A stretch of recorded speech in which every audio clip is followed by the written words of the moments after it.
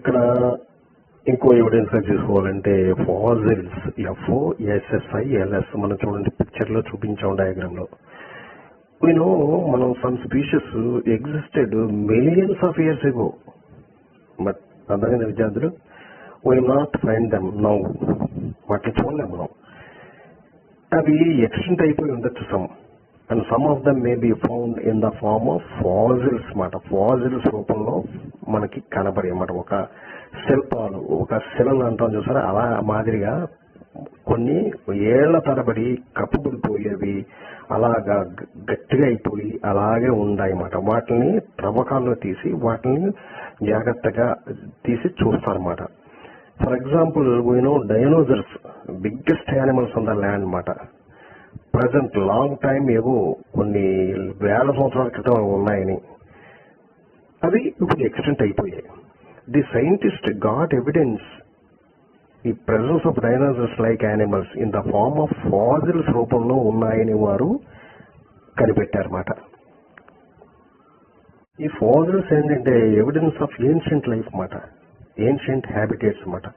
ఇవి natural process లో preserve చేయబడి ఉంటాయి అన్నమాట. నేచరే ప్రాసెస్ చేసి అటు వాటిని ప్రిజర్వ్ చేస్తుంది. Fossil evidence is typically preserved within the sediments deposited beneath the water or land. Sediments అంటే ఒక మంచులో కప్పబడిపోయినటువంటి కానీ లేదా ఒక సముద్రంలో కప్పబడిపోయిన సెడిమెంట్స్ మాట డిపాజిటెడ్ వాటి మీద beneath the water or land మాట. They can be actual remains once lived ఉన్నప్పుడు కానీ such as bones, seeds or even trace of past event such as dinosaurs foot కానీ ప్రింట్ కానీ ఆ రిపెల్ మార్క్స్, వాటి రిపెల్స్ ఉంటాయి అన్నమాట. రిపెల్ మార్క్స్ కానీ అవే ప్రీ స్టోరిక్ షోర్లో ఉంటాయన్నమాట. యూజువల్లీ ఒక ఆర్గానిజం చనిపోయినప్పుడు their bodies will be decompose అయిపోతాయి and lost. Sometimes the body or some parts of the body అవి డీకంపోజ్ అవ్వవు కంప్లీట్ గా. For example if a dead insect get caught in mud కదా, mud caught అయిపోయింది అనుకోండి ఏదైనా ఒక dead insect, it will not be decompose quickly. ఎందుకంటే దానికి ఉప్పు, ఏదో సముద్రంలో ఉప్పు తగిలిన మడ్ అవి నేచురల్ గా ఈవెన్చువల్లీ హార్డన్ అయిపోయి and retain in the impressions. వాటి ఇంప్రెషన్స్ అయినా ఉంటాయి లేదా బాడీ పార్ట్స్ అయినా ఆఫ్ ఎన్ ఇన్సెక్ట్ ఉంటుందన్నమాట. అలా such preserved traces are extinct organisms are called fossils మాట. ఇలాగా geologist can tell the age of a fossil. Fossil యొక్క వాళ్ళ యొక్క క్యాలిక్యులేషన్స్, వాటి యొక్క సైంటిఫిక్ మెథడ్ లో ఆ ఫాజిల్ దొరికిన ఫాజిల్ ని ఎంత ఏజ్, దాని ఎన్ని సంవత్సరాల క్రితం ఉంది అన్నటువంటి వాటిని చెప్పే వాటిని ఏమంటారంటే పెలయంటాలజీ అంటారన్నమాట. A palaeontologist determine age of a fossil by using carbon dating method అంటారన్నమాట. కార్బన్ డేటింగ్ మెథడ్ అంటే the break down of radioactivity isotopes అంటారన్నమాట. బ్రేక్ డౌన్ చేస్తారు వీటిని, radioactive isotopes break down చేసి of certain elements such as a ఎలిమెంట్లు carbon కానీ uranium కానీ potassium కానీ వాటిని తీసుకుని వాటిని అట్ సమ్ రేట్, ఒక నోన్ రేట్ ఉందన్నమాట.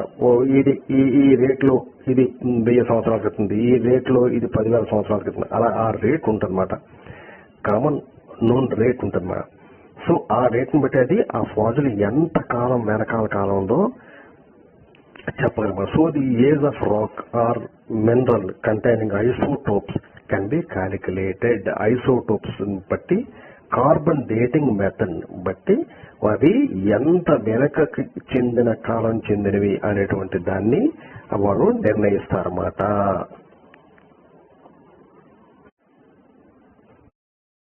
విద్యార్థులు ఇంకా మనము ముఖ్యంగా స్పెసిఫిక్ గా చెప్పుకోవాల్సిన స్పెషల్ ఎడిషన్ గా నేను చెప్తున్నాను. కార్బన్ డేటింగ్ అంటే ఏమిటి?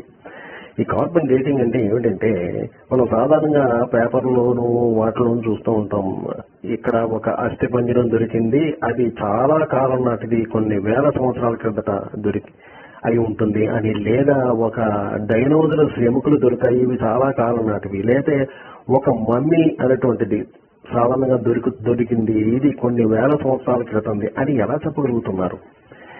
ఇలా చెప్పగలిగేటువంటి ప్రయత్నమే, ఒక సాధనమే కార్బన్ డేటింగ్ అన్నమాట. కార్బన్ అనేటువంటి ఒక అణుతోటి దాని డేట్ చూస్తారన్నమాట. ఎంతో వెనక్కి తిరిగి చూసి దానికి ఇన్ని సంవత్సరాలని చెప్తారు. దీన్నే కార్బన్ డేటింగ్ అంటారు. ఇక్కడ విద్యార్థులు మీరు చాలా ఎలిమెంట్స్ చూసారు, దాంట్లో కార్బన్ ఒక ఎలిమెంట్ కదా. ఈ కార్బన్ లో మామూలుగా సాధారణ కార్బన్ అంటే C12 ఇది సాధారణ కార్బన్ అన్నమాట. అంటే ఇందులో 6 ప్రోటాన్స్ 6 న్యూట్రాన్స్ ఉంటాయన్నమాట. సో ఇది ఒక స్టేబుల్ కార్బన్ అన్నమాట. ఇలాగా ఉంటే వాతావరణంలోని కాస్మిక్ రేస్ నైట్రోజన్ అణువు మీద పడడం వల్ల అదేమవుతుందంటే దాని యొక్క న్యూట్రాన్ ప్రోటాన్ అంటే 7 గా ఉండేటువంటి న్యూట్రాన్ ప్రోటాన్లు అది మార్పు చెందుతాయి అన్నమాట. వాటిలో మార్పు చెంది ఎలా అవుతాయంటే 6-8 ప్రోటాన్లుగా మారుతాం. ఒక 6 ప్రోటాన్లు 8 న్యూట్రాన్లుగా మారుతాం. సో ఇది అన్స్టేబుల్ అన్నమాట. స్టేబుల్ ఏం చెప్పుకున్నాము? C12 చెప్పుకున్నాం. ఇది అన్స్టేబుల్ కార్బన్ మాట. దీన్ని ఏమంటారంటే C14 అంటారు అన్నమాట. ఇది అన్స్టేబుల్ ఎలా అయిందంటే కాలం పెరుగుతున్న కొద్దీ ఇది డికే అయిపోతుంది అన్నమాట. అలా డికే అయిపోతుంది. కొన్ని సంవత్సరాలకి ఎంత డికే అయింది అన్న దాన్ని బట్టే వీళ్ళు ఈ అస్థిపంజరంలో ఉన్నటువంటి కార్బన్ ఎంత కాలానికి డికే అయింది అన్న దాన్ని బట్టి దాని యొక్క అస్థిపంజరం యొక్క కాలం ఎంత కాలం నుంచి ఉంది, ఎన్ని కాలాల వయసు ఉంది దీనికి అనేది చెప్తారన్నమాట. సో ఇది మన కార్బన్ డేటింగ్ అంటే జస్ట్ ఇంట్రొడక్షన్ గా ఇది. సో ఇది మనలో ఎలా ప్రవేశిస్తుంది, జంతువుల్లో ఎలా ప్రవేశిస్తుంది, ట్రీస్ లో ఎలా ప్రవేశిస్తుంది మీకు ముందే తెలుసు. కార్బన్ అనేటువంటి తీసుకునే కదా చెట్లు అవి ఫోటోసింథసిస్ తయారు చేసుకుంటాయి. సో కార్బన్ తీసుకుంటుందన్నమాట. అలా చెట్లు తీసుకుంటాయి. ఆ చెట్లని మనము జంతువులు తీసుకుని మనకి జంతువులకు కూడా ఇటు జిరాఫీకి గాని ఇటు మనిషికి గాని కార్బన్లు మనకి చేరుతాయి, మన దేహంలోకి చేరుతాయి. అంటే ఏ కార్బన్లు? C12 కార్బన్లు చేరుతాయి, C14 కార్బన్లు కూడా మనకి చేరుతాయి. మనము కూడా ఆ వాతావరణంలోనే ఉన్నాము కాబట్టి ఆ కాస్మిక్ రేస్లే మనకి చెందుతాయి కాబట్టి ఇవి మనలో కూడా ఉంటాయి. C12 అనేటువంటిది C14 స్టేబుల్ అన్స్టేబుల్ అనేటువంటి ఈ యొక్క ఆటమ్స్ మనలో ఉంటాయి. అయితే విద్యార్థులు మీరు ఆ డయాగ్రామ్ లో చూస్తున్నారు చూడండి. ప్రతి కార్బన్ 12 అంటే ఎన్ని ఉన్నాయి? 1 ట్రిలియన్ ఉన్నాయన్నమాట. అంటే చూడండి మీరు సున్నాలు లెక్క పెట్టిన 1 ట్రిలియన్ కార్బన్ 12 అణువులకి 1 కార్బన్ 14 మాత్రం మన దేహంలో ఉంటుంది. అర్థమైందా? ఈ నిష్పత్తి చూడండి. 1 trillion is equal to 1 carbon 14 మాట. ఇది ఈ ప్రపోర్షనేషన్ అన్నమాట.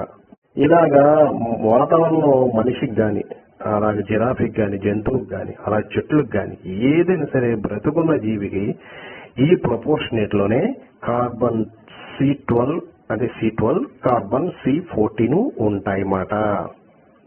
సో ప్రతి జీవి ఇలా ఆహారం తీసుకుంటాయి కాబట్టి బతుకున్నంత కాలం ఆహారం తీసుకుంటాయి కాబట్టి ఈ రేషియో ఇలా ఉంటూనే ఉంటుందన్నమాట. అర్థమైందా విద్యార్థులు? సరే, బ్రతికినంత కాలం ఈ కార్బన్ C12 అణువులు అలాగే ఉంటాయన్నమాట. కానీ ఒకసారి చనిపోయిన తర్వాత కార్బన్ C12 అణువులు అలాగే ఉంటాయన్నమాట, స్టేబుల్ కాబట్టి. అన్స్టేబుల్ ఏంటి? C14. ఈ C14 కాలం అలా గజ్జి కొద్ది అది C14 కార్బన్ 14 నైట్రోజన్ కింద మళ్ళీ మారిపోతాయి అన్నమాట, చేంజ్ అయిపోతాయి. సో ఇలాగా ఒక డైనోసరస్ అప్పుడు చనిపోయినప్పుడు అది భూమిలో కప్పిపోయింది అనుకోండి, దాని యొక్క కార్బన్ C14 ఎలా డికే అయిపోతుందంటే ఒక కార్బన్ అణువు కదా, ఆ ఒక కార్బన్ అణువు ప్రతి 5730 సంవత్సరాలకి ఆఫ్ అయిపోతుంది అన్నమాట. అర్థమైందా? ఆ కార్బన్ అణువు ఆఫ్ అయిపోతుంది అన్నమాట.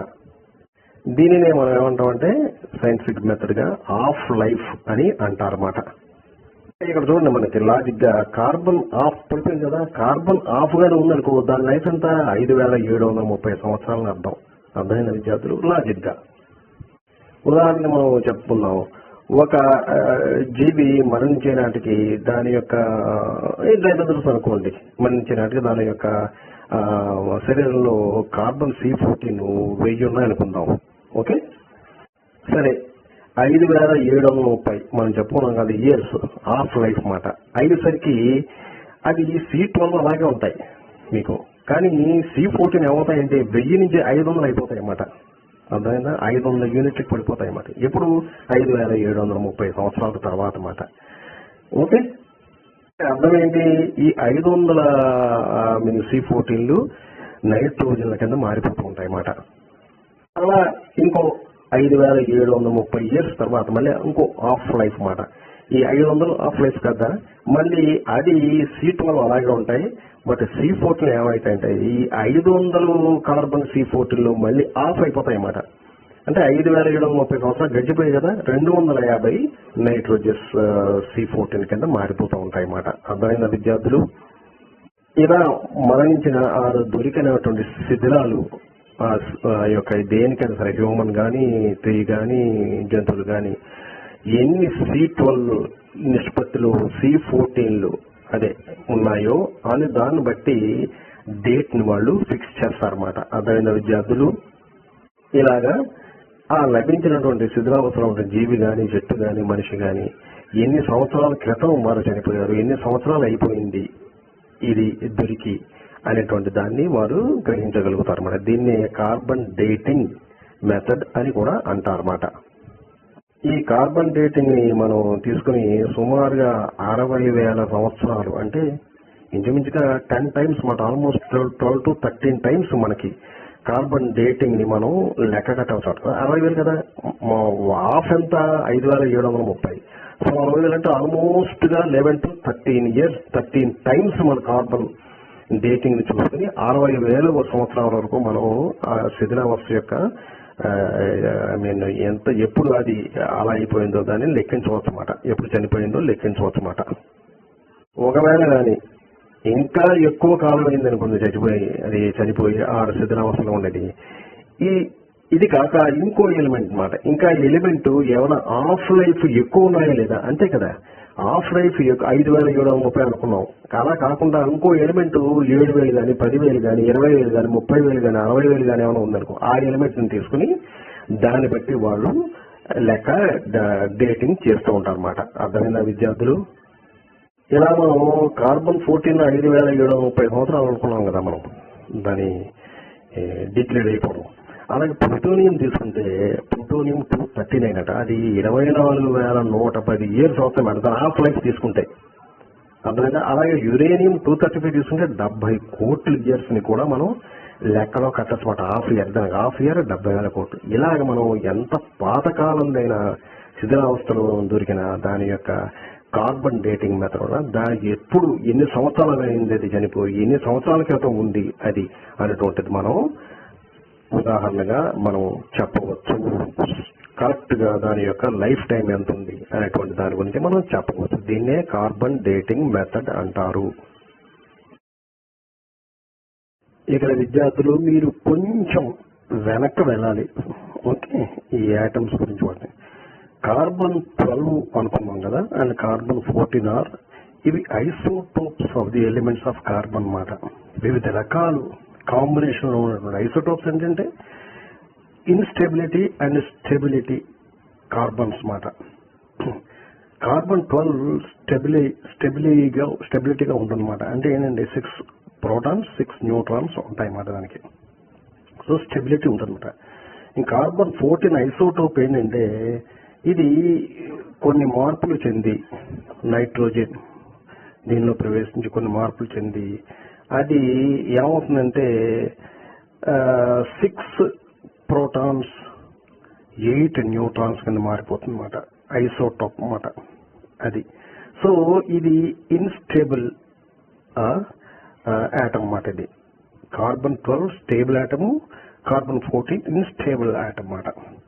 ఇప్పుడు ఇలా ఉండగాను ఏమవుతుందంటే ఇక్కడ మనం ఇంకో పదం రేడియో యాక్టివిటీ ఆఫ్ ఈ ఆటమ్స్ అన్నమాట. దానివల్ల రేడియో యాక్టివిటీ వల్లనే అది డిగ్రేడ్ అయిపోతూ ఉంటుంది అన్నమాట. ఏది ఇన్స్టేబుల్ C14 కార్బన్ ఆటం అన్నమాట. ఓకే, ఈ రేడియో యాక్టివిటీ అనేది ఒక ఫెనామినా అన్నమాట. ఏంటిది? By a few matters of emitting energy and subatomic particles spontaneously. ఇదేంటంటే ఎలా అవుతుంది? Radioactivity is due to nuclear instability. న్యూక్లియర్లో ఏముంటాయి? ఈ రెండు, ఈ C14 ఉండిందని ఇన్స్టెబిలిటీ ఉంది కాబట్టి ఇది ఎనర్జీని ఎమిట్ చేసేసి అది డిగ్రేడ్ అయిపోతూ ఉంటుంది అనమాట. అలా డికే అయిపోతూ ఉంటుంది అనమాట. ఇదే రేడియో యాక్టివిటీ అంటే. అర్థమైందా విద్యార్థులు? ఇక మనం atoms with same number of protons ఉంటాయి అన్నమాట atoms, but different numbers of neutrons అంటాయి వాటిని ఐసోటోప్స్ అంటాం. అర్థమైందా? They share almost same chemical properties but differ in mass అన్నమాట. మాస్ లో డిఫర్ అవుతాయి, అంతే కదా. ఇది 14, అది 12. ఓకే, దేర్ఫోర్ ఫిజికల్ ప్రాపర్టీస్ కూడా ఉంటాయి మన. దేర్ ఆర్ స్టేబుల్ ఐసోటోప్స్ అంటే C12 ఐసోటోప్ స్టేబుల్ అన్నమాట. Which do not emit radiation emit చేసేది ఇది న్యూక్లియస్ నుంచి, అది డిగ్రేడ్ అవ్వదు అన్నమాట. And there are unstable isotopes like C14 which do emit radiation and degrade అన్నమాట. ఈ ఎంత డిగ్రేడ్ అయ్యింది? విద్యార్థులకు ఒక సందేహం రావచ్చు, ఏంటంటే ఇది ఇప్పుడు ఐసోటాప్ తీసుకుని మనం చూస్తున్నాం అన్నమాట, దాన్ని వెలికి తీసి. కానీ దాని ఐసోటోప్ అసలు ఒరిజినల్ గా ప్రైమరీ ఫార్మ్ ఆఫ్ ఎలిమెంట్ ఎలా ఉంది అనేటువంటి తెలియాలి కదా. అది తెలిస్తేనే కదా ఎంత ఉంది, ఇప్పుడు ఎంత ఉంది అనేది, ఎంత డికే అయింది, ఎంత మాసం కోల్పోయింది అన్నదాన్ని బట్టే మనం ఇయర్స్ మనం లెక్క కడతాం. అలా దాన్ని చేయడానికి ఏంటంటే ఐసోటోప్ రేషియో మాస్ స్పెక్ట్రోమీటర్ అనేటువంటి దాన్ని ఉపయోగిస్తారన్నమాట.